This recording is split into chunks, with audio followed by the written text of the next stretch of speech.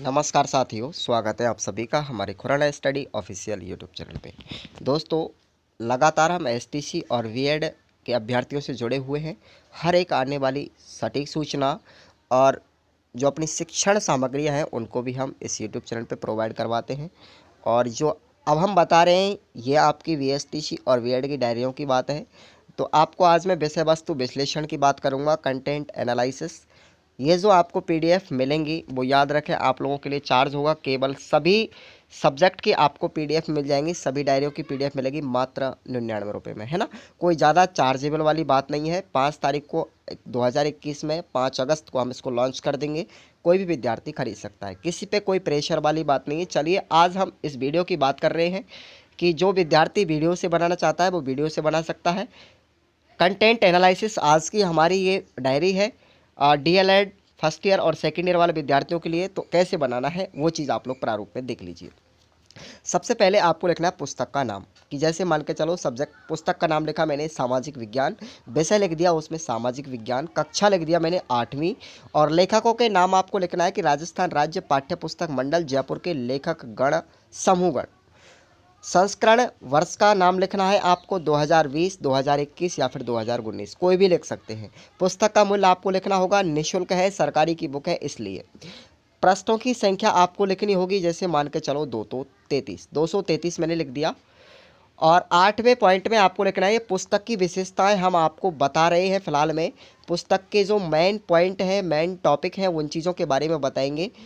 कि पुस्तक के मुख्य पृष्ठ की प्रभावशीलता में 8वां पॉइंट आता है, जिसमें लिखना है कि मुख्य पृष्ठ रंगीन है, जिस पर संसद भवन, पवन चक्की, महात्मा गांधी, स्वामी विवेकानंद आदि प्रिंट है। यानी आपको पुस्तक के मुख्य पृष्ठ की क्या बतानी है, विशेषता। 9वां पॉइंट है कि पुस्तक के कागज़ व छपाई की प्रभावशीलता। तो आपको लिखना है कि पुस्तक का मजबूत रंगीन प्रिंट बहुत ही आकर्षित करता है। 10वां पॉइंट में लिखना है कि पाठों की संख्या व तर्क सम्मत विभाजन, पुस्तक के पाठों को उप इकाइयों में विभाजित किया गया है। अब इस डायरी के अंतर्गत आपको लिखना क्या है वो चीज़ें आप लोग आगे विस्तार से समझिएगा। पहला पॉइंट आपको लिखना है पाठ्यक्रम के अनुसार। तो पाठ्य पुस्तक में भूगोल, सामाजिक और राजनीतिक जीवन, इतिहास आदि तथ्यों पर व्याख्या की गई है। यह पुस्तक सरल, सूक्ष्म, रुचिपूर्ण, सरल भाषा में आकर्षक है, जिसमें बालक सरल भाषा, चित्रों एवं विभिन्न गतिविधियों के माध्यम से उपलब्ध ज्ञान से आत्मसात कर सकेगा। औपचारिक शिक्षा में पाठ्यपुस्तक पाठ्यक्रम निदेशालय होता है, जो केवल यह निर्दिष्ट करता है कि एक विशिष्ट ग्रेड या फिर मानक प्राप्त करने के लिए किन विषयों को किस स्तर तक समझना आवश्यक है। ये पहला पॉइंट आपको इस डायरी में लिखना है, पाठ्यक्रम अनुसार। दूसरा पॉइंट आता है आपको विद्यार्थियों की आयु व स्तर के अनुसार। लिखना है कि पाठ्यपुस्तक विद्यार्थियों की आयु व स्तर के अनुसार है। पाठ्यपुस्तक में प्रत्येक पाठ की चित्रों के माध्यम से व्याख्या की गई है और विद्यार्थी स्वयं उसका निष्कर्ष निकाल सकते हैं। पाठ्यपुस्तक में प्रोजेक्ट कार्य, अभ्यास कार्य, समूह कार्य आदि पर्याप्त मात्रा में दिया गया है, ताकि बच्चे सीखने का प्रयास खुद कर सकें। उसके बाद आपको तीसरा पॉइंट लिखना है कि भाषा की सरलता व स्पष्टता। पाठ्यपुस्तक में भाषा की सरलता व स्पष्टता, बच्चों के अनुसार सरल भाषा की प्रधानता दी गई है, ताकि बच्चों को आसानी से समझ में आ सके। चौथा पॉइंट आपको लिखना है विषय वस्तु की रोचकता क्या है।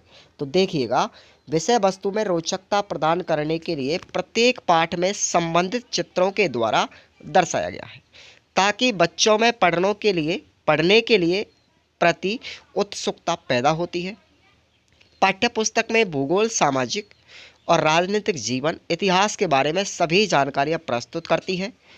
छात्र पाठ्यपुस्तक को पढ़कर पर्यावरणीय जागरूकता, जीवन से जुड़े अनुभवों पर भी चर्चा कर सकेंगे। और 5वां पॉइंट में लिखना है आपको विषय वस्तु की प्रासंगिकता। कि विषय वस्तु की प्रासंगिकता का मतलब है कोई भी सूचना, क्रिया या फिर चीनी मामले या फिर मुद्दों से कितना संबंध है। तो प्रत्येक पाठ के नाम में उसकी विषय वस्तु प्रासंगिक है। जैसी विषय वस्तु होगी वैसी उसकी क्या होगी, थ्योरी होगी, वैसे उसका विस्तार होगा। ये सब विषय से संबंधित होना चाहिए। 6वें पॉइंट में लिखना है आपको कि स्थानीय परिवेश व अनुभवों को स्थान किस तरीके से दिया जाता है। कि मैं जिस स्कूल में शिक्षण कार्य करवाता हूँ वह विद्यालय ऐसे भाषाई क्षेत्र का प्रतिनिधित्व करता है जहाँ हिंदी बच्चों की दूसरी भाषा है, मारवाड़ी, बच्चों की मातृभाषा है और अंग्रेजी उनकी क्या है, तीसरी भाषा है। जिसमें आपको अनुभवों को स्थान में लिखना होगा। 6वें पॉइंट का ही पहला भाग है, अनुभवों को स्थान कैसे देंगे। देखिए, अनुभवों को स्थान में रखना है कि प्राथमिक विज्ञान पढ़ाने के लिए समुदाय और बाहरी परिवेश का उपयोग करें। नंबर 2 कि विद्यार्थियों में वैज्ञानिक समझ विकसित करने के लिए सामाजिक विज्ञान को वास्तविक जीवन से जोड़ना होगा। नंबर 3 है कि कक्षा से बाहर योजना बनाने एवं पढ़ाने के लिए तरीकों तथा विज्ञान एवं परिवेश के साथ विद्यार्थियों की संलग्नता बढ़ाने के लिए सामुदायिक संसाधनों का उपयोग। 7वां पॉइंट लिखना है आपको, विविधता का उपयोग। इसकी 7वीं विशेषता लिखनी है, विविधता का उपयोग। पाठ्य पुस्तक में विविधता का समावेश किया गया है। भूगोल में मानचित्र पर राजस्थान का सामान्य परिचय, जनसंख्या, खनिज संसाधन, पर्यटन व परिवहन, सामाजिक और राजनीतिक जीवन, इतिहास व अन्य तथ्यों के बारे में पढ़ने जानने को मिलता है। और 8वां पॉइंट आपको लिखना है, चित्रों का समावेश व स्पष्टता, कि पाठ्यपुस्तक में चित्रों की बहुलता है, वही कलर प्रिंट चित्रों का माध्यम बहुत ही आकर्षित करती है। 9वां पॉइंट में लिखना है, गतिविधियों का समावेश।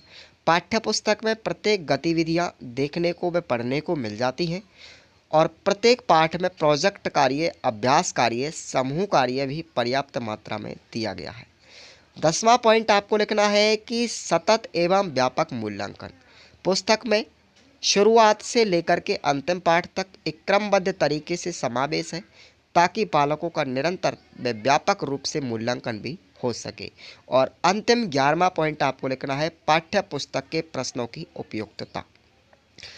पाठ्यपुस्तक के मध्य में प्रत्येक पाठ के व अन्य पाठ के बीच में भी कुछ प्रश्नों का समावेश किया गया है और विषय वस्तु के आधार पर सभी प्रश्न क्या है, उपयुक्त है। तो आपको ये डायरी आसानी से अपनी बना लेनी है और जिस विद्यार्थी को भी इनकी PDF चाहिए सभी डायरियों की, वो मुझे कांटेक्ट कर सकता है इस नंबर से।